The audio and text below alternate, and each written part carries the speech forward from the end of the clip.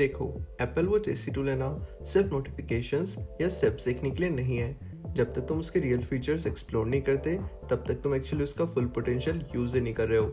इस वीडियो में मैं वही चीज़ें शेयर कर रहा हूँ जो पर्सनली मुझे यूजफुल लगी, चाहे वो हिडन सेटिंग्स हो या ऐसे ऑप्शंस जो डेली लाइफ में काफ़ी काम आता है। अगर तुम एप्पल वॉच ऑलरेडी यूज़ कर रहे हो या प्लान कर रहे हो लेना, तो ये सेटिंग्स तुम्हारे लिए मस्ट नो है। सारा कुछ सिंपल लैंग्वेज में बिना टाइम वेस्ट किए लेट्स बिगिन।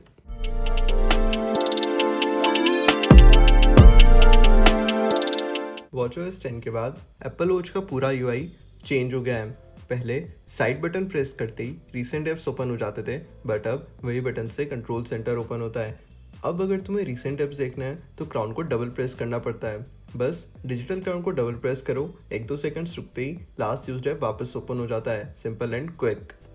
एप्पल वॉच का एक फीचर है जो काफ़ी अंडररेटेड है, असिस्टिव टच। तो बिना स्क्रीन टच किए आप काफ़ी चीज़ें कंट्रोल कर सकते हो, जैसे म्यूजिक प्ले पॉज करना, कॉल्स अटेंड करना, इवन नोटिफिकेशंस स्क्रॉल करना भी। और ये सब सिर्फ जेस्चर्स से पॉसिबल होता है। बस इसके लिए तुम अपने एप्पल वॉच की सेटिंग्स में जाके एक्सेसिबिलिटी ओपन करो। अब थोड़ा स्क्रॉल करोगे तो तुम्हें असिस्टिव टच का ऑप्शन मिलेगा, उसे ऑन करके हैंड जेस्चर्स इनेबल कर लो। उसके बाद तुम जेस्चर्स से नेविगेट कर सकते हो। आगे जाने के लिए सिर्फ तुम्हें अपने फिंगर्स पिंच करनी है और पीछे जाने के लिए डबल पिंच। बिना स्क्रीन टच किए सिर्फ हाथ के मूवमेंट से कंट्रोल पॉसिबल है। तुम जेस्चर्स को कस्टमाइज भी कर सकते हो अपने कंफर्ट के अकॉर्डिंग। जो जेस्चर जिस काम के लिए कन्वीनियंट लगे बस वही असाइन कर लो। Once you get used to it, it's actually super convenient. जब तुम फिंगर्स टैप करते हो या हाथ बंद करते हो तो एप्पल वॉच के सेंसर्स ये जेस्चर्स डिटेक्ट करके कमांड परफॉर्म करते हैं विद प्रिसाइज हैप्टिक फीडबैक। अगर तुम्हारी वॉच में कभी कोई अलर्ट प्ले हो रही है तो बस अपने रिस्ट को कवर करो, वॉच तुरंत म्यूट हो जाती है। और हाँ, इस जेस्चर को इनेबल करने के लिए बस तुम्हें सेटिंग्स में जाकर कवर टू म्यूट टॉगल को ऑन कर देना है। It's very easy. अगर तुम स्पीक टाइम ऑन करो और इंश्योर करो कि साइलेंट मोड ऑफ है, फिर बस 2 फिंगर से टैप करती ही वॉच खुद बोलकर टाइम बता देगी। 9:17 p.m. एप्पल वॉच में अगर तुम वेबसाइट्स ब्राउज करना चाहते हो तो ऐप स्टोर में जाके पेरेटिव ब्राउजर को इंस्टॉल कर लो। इंस्टॉल होने के बाद ऐप ओपन करो, सर्च आइकन पर टैप करो और जो चाहे वो सर्च कर सकते हो। टाइपिंग एरिया थोड़ा लिमिटेड होता है, बट यूजेबिलिटी पे कोई इम्पैक्ट नहीं पड़ता।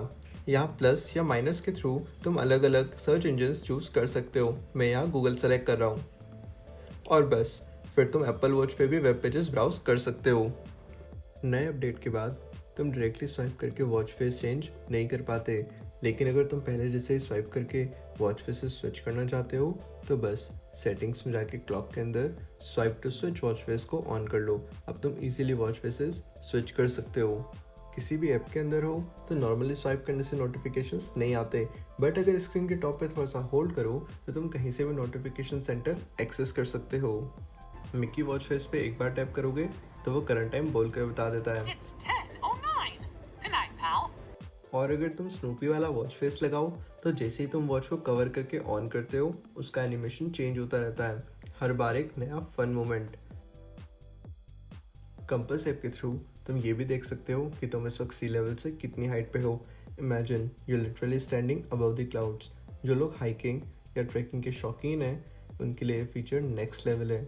बस आई बटन पर टैप करो, नीचे स्क्रॉल करो और तुम्हें मिलेगा सेट टारगेट अलर्ट। यहाँ तुम डिजिटल क्राउन से अपनी टारगेट हाइट सेट कर सकते हो।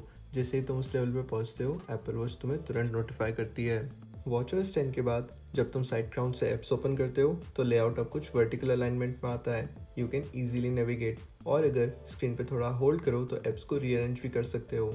ऐप व्यू चेंज करने का ऑप्शन सेटिंग्स में तो मिलता ही है, बट अब तुम डायरेक्टली स्क्रीन के बिल्कुल नीचे स्क्रॉल करके भी लिस्ट और ग्रिड व्यू के भी स्विच कर सकते हो। Super quick, super handy.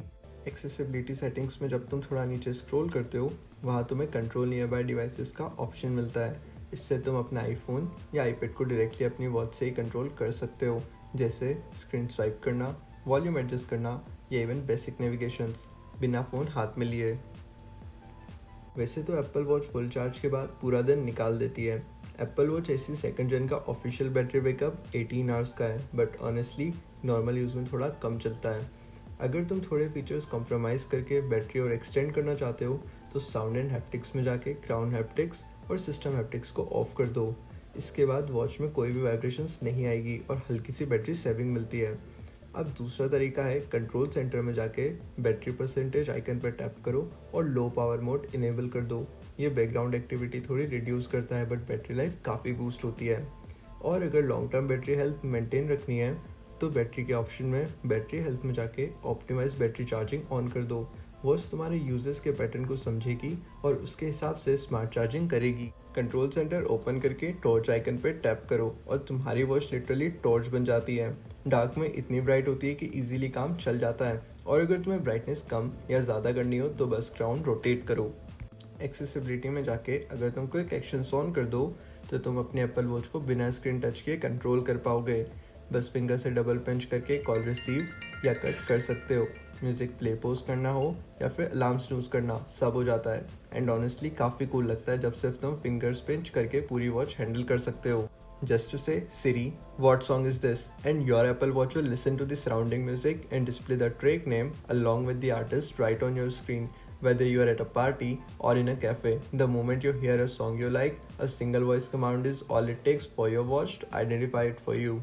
बस ये थे कुछ सेटिंग्स जो मेरी एप्पल वॉच को नेक्स्ट लेवल बना देते हैं। अगर तुम्हें वीडियो हेल्पफुल लगा तो लाइक करना मत भूलना और इसी तरह रिलेटेबल टेक कंटेंट के लिए चैनल सब्सक्राइब कर लेना।